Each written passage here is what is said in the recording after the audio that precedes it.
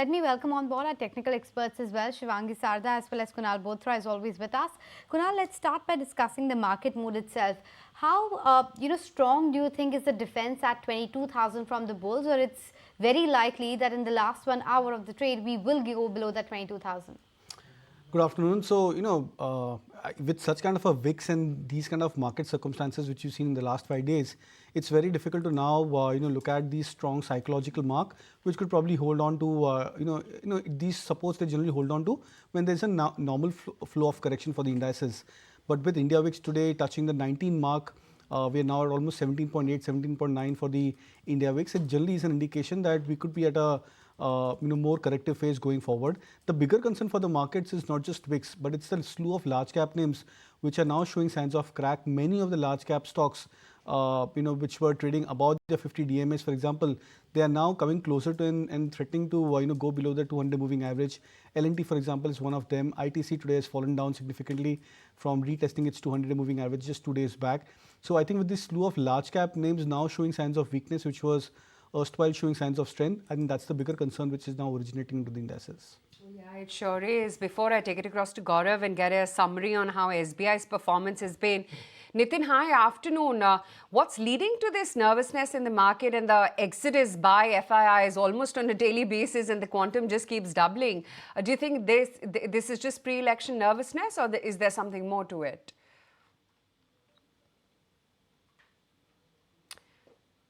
Nitin, you'll have to unmute yourself. Yeah, sorry, hi. Hi. My apologies. So if you really look at the FPI flow, it's a continuation of what we have been seeing for the last many months. In fact, this was the same pattern that was followed even last month. But clearly, as we're getting closer to the elections and as you're getting different sort of viewpoints emanating on the ground, it does look like that there is a nervousness in the market with respect to election and with respect to formation of the government, or rather what sort of majority would the government get. Also, hold that thought. Sorry, the SBI management is actually speaking, so let's cut across and listen into Mr. Khara. The conditions are, however, shaping up for an upshift in the real GDP growth, backed by the strong investment demand and upbeat business and consumer sentiments. CPI inflation has already gravitated to 4.9% in March, after averaging 5.1% in the preceding 2 months. CPI inflation is expected to moderate in ensuing months and is expected to taper to 4.5% in financial year 25 compared to 5.4% average in financial year 24. In financial year 24, the credit offtake of the all scheduled commercial bank recorded a growth of about 20%, while deposit grew at about 13%, and the momentum with some moderation is expected to continue in the financial year 25 too. I'll now discuss the broad bank's performance parameters. Once again, we have delivered excellent numbers. I'm happy to share that our net profit for financial year 24 is the highest ever at rupees 61,077 crore, showing an increase of 21.59% over financial year 23. Our net profit for the quarter 4 of the financial year 24 is at 20,698 crores, which has increased by 125.87% sequentially. This is despite incurring wage revision expenses of rupees 13,387 crores during the current year period as per the bipartite wage settlement, and after absorbing the additional liability to the tune of rupees 7,100 crore relating to pension liability and the DA relief neutralization in the third quarter as a one-time exceptional item. Our ability to absorb the above liabilities without significantly impacting the long-term profitability outcomes of the bank demonstrate the resilience of our balance sheet. ROA of the bank stands at 1.04% for financial year 24, and it has improved by 8 basis points over financial year 23. The ROE for the financial year 24 is at 20.32%, which has improved by 89 basis points over financial year 23. We have been consistently delivering ROE in excess of 15% for the last 7 quarters.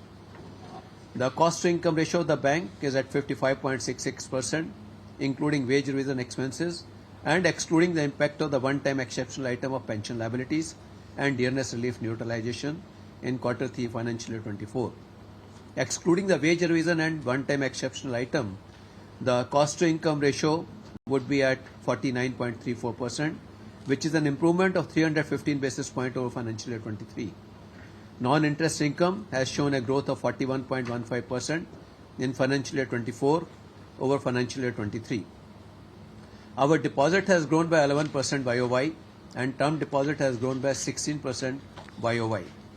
We are mindful of our liability portfolio as it provides a stable stream of resources for us. We continuously monitor the concentration of our deposit profile daily, ensuring that dependency on the wholesale funding is contained within the prescribed levels. Liquidity coverage ratio stands at 124% as on 31st of March 24 and is well above the regulatory benchmark. I am happy to highlight that the credit growth has been robust across all the segments. Our retail, agri and MSME, which is popularly known as RAM, advances have crossed 20 trillion mark during the year.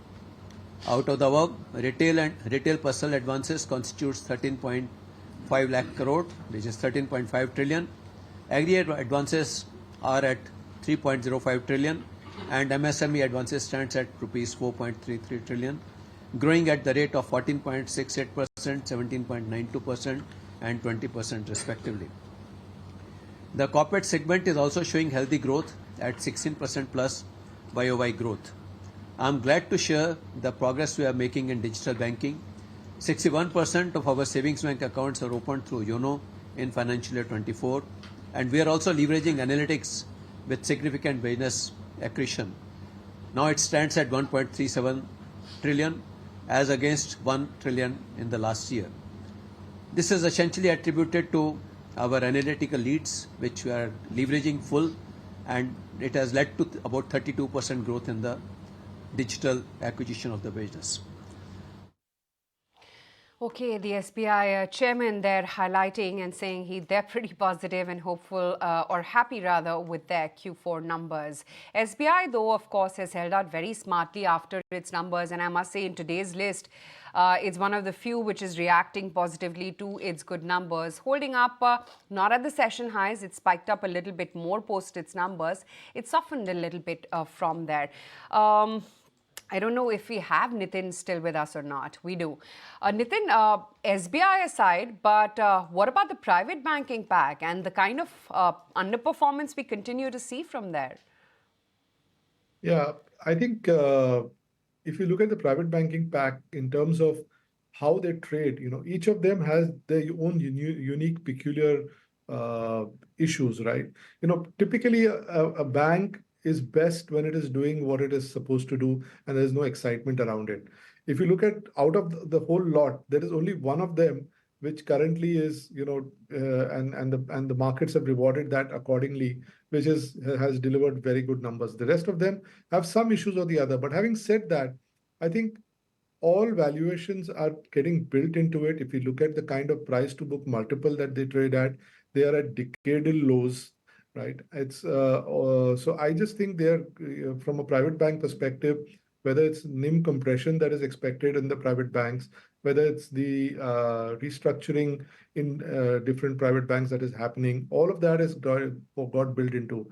And I think they're trading at very attractive valuations, even if you discount for slower credit growth that would happen thanks to the tightness in the deposit market.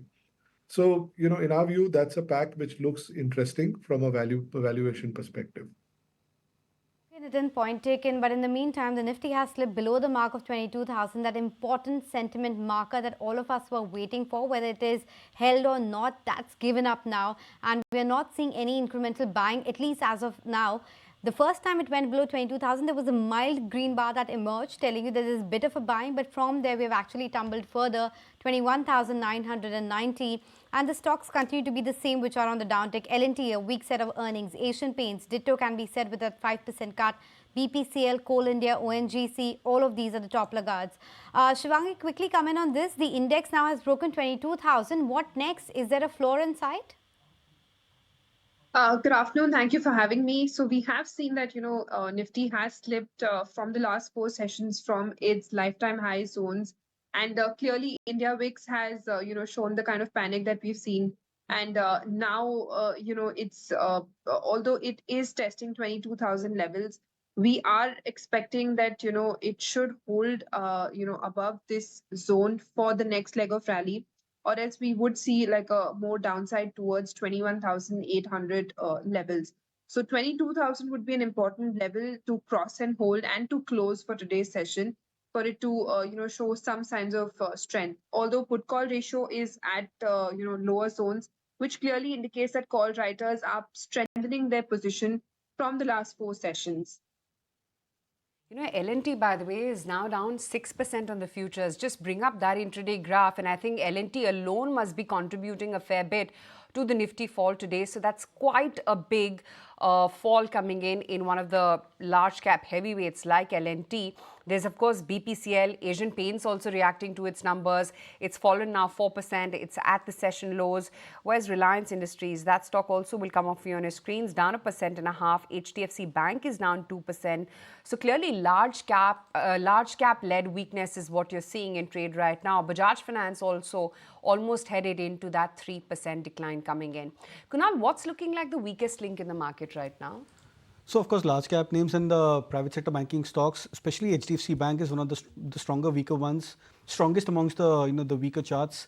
You have Reliance Industries apparently with the stock which is holding up quite well at the 2800, 2850 odd mark till I think yesterday or day before. That stock has shown signs of weakness. And the bigger concern now across many of the large cap names is actually looking at the contribution plate. The likes of L&T, for example, that stock has now come back towards its 200-day moving average and is now contributing some 58 or 59 points on the downside for the index. ITC, a stock which typically remains a lot more sideways, extremely low beta. That stock is also down some 3-4% and has fallen below the 200-day moving average. So a lot of variety pockets from the large cap names are showing signs of fresh weakness, and I think that's adding to the concern. Sure, okay. Jay Bala is also joining us on the technicals. Jay, clearly it's that sell in May and go away theory which is working out in the markets right now. We've quickly given up 800 to 900 points in a matter of few sessions itself from that record high level that we saw last week. What's your take on the index right now? Is there a floor inside? Do you anticipate a bounce back? Hi, thanks for having me. Yeah, there is a floor nearby. That's 21,770. But the question is, will it hold? I've been anticipating a medium-term correction when the markets break below the 21,770, 21,710 support. The markets are trying to break that level, but today the fall seems to be a little bit overdone for the extreme short term. But the most important thing to note is that there is a cup and handle breakout on the Nifty VIX. When it closed about 16.6 a couple of days back, that's a signal that volatility is going to increase. And the markets have signaled it rightly so.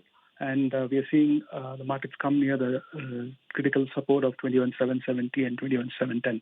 So I think it will hold temporarily, but from a later point of time, I think that will give way. And once that's broken, we'll look for a medium-term correction, but no preempting the markets. Watch for the critical support at 21,770 to 21,710. Yeah, I guess, the question is, it's kind of obvious what's weighing heavy on the markets. It's your large caps, L&T, ITC, Reliance, etc., private banks led by HDFC Bank. But where is it that you find confidence to short further? Yeah, see, most of the names that we have spoken about, they've risen exponentially or vertically since October of last year.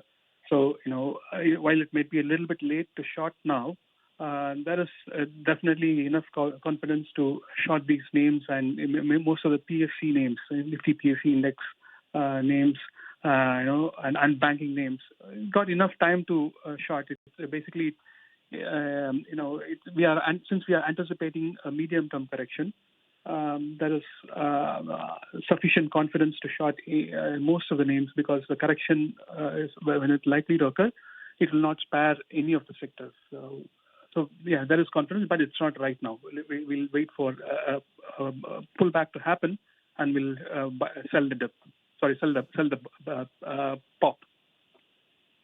Just stay with us. That was a technical check on the sudden, fall which has got accelerated in the last 15-20 minutes. But let's take a portfolio view on it once again.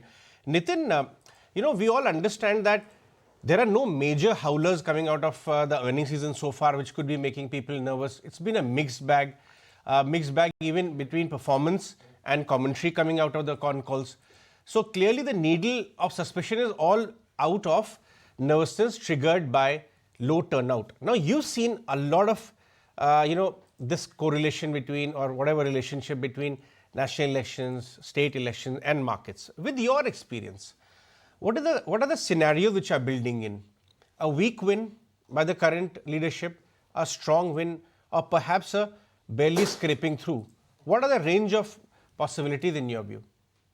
Purely for academic purposes. Let's understand. Well, you thrust the role of a cephalologist on me now. So, but look, I think it's a difficult call to place. But, let me just put some things in perspective. If you look at elections over the last 25 years, right, markets have generally in the run-up to the elections actually got it right, brilliantly. So just to give you a case in point, in the run-up to the 2004 elections, the markets were actually down 3 months leading and 1 month leading into the election. And that election threw up a surprise. Again, 2009 was a surprise and the markets were up prior to that.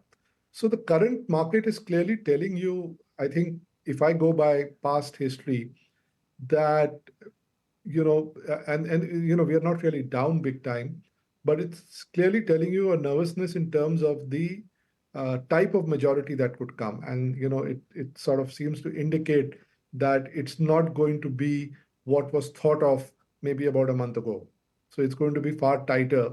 And that's what the market seems to be telling you. And the markets, mind you, when you look at data over the last 25 years, pre-election data for 3 months and 1 month has been dead right.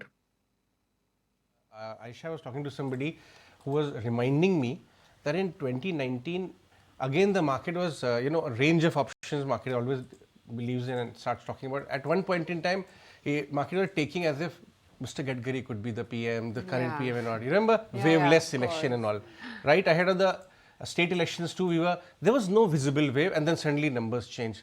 So that is the kind of volatility. It happens in election and that's the same kind of volatility which is being seen in the markets right now. Almost a month away from the verdict, Fourth right? June. And a month is a very long time for tables to turn, whatever numbers anyone's assuming right But, now. at the same time, be it our own DIs, mutual funds and insurance, or the big HNIs I speak to across the country, this time the screen, which is mostly of intraday traders and short-term traders, may be screaming red, but people do have a lot of ammunition on the side for 5, 10, 15%. Nitin, I'm sure in your circles too. Do you think, for whatever reasons, if that severe opportunity comes in the next month or so, which are the areas which you'll be very comfortable to deploy that extra strategic cash on the side, which doesn't really tie up a whole lot with who is in power, but as long as there's a government in place, the economic momentum continues. Which are those areas? I think if you look at it, let me just sort of continue on that previous thought and I'll come to your question. What we've seen really is elections also is more short-term noise, normally pre-election and in the immediate week, 10 days post-election. After that, generally things have settled down. And if you go 3 months out, it's like, nothing has happened. So the point is, and over a longer period of time, of course, markets have delivered. So I think if you're looking to play this volatility, I think clearly sectors which have great visibility today are sectors, for example, banking has great visibility. It's corrected on the back of FPI selling because it's an over-owned sector. And obviously, if they were to come back post this thing, that is one sector. I think the whole infrastructure names, the capital goods names, if you see corrections happening there, even PSUs, for example, if there is a nervousness, considering that the present government is perceived to be focused more on unlocking value for PSUs and giving them greater freedom. I think PSUs are also correcting. So if you see that pack, the defense pack, I think all of these sectors, I believe, are in the midst of a long-term structural story. And if you see corrections out there, clearly one should be focused to take advantage of that. Right. Nitin, we understand that you have to go. You've got an urgent meeting or something, so we won't hold you back. Let you go on that note. Good having you on the show as always. If you like this video, then like, share and subscribe to ET Now.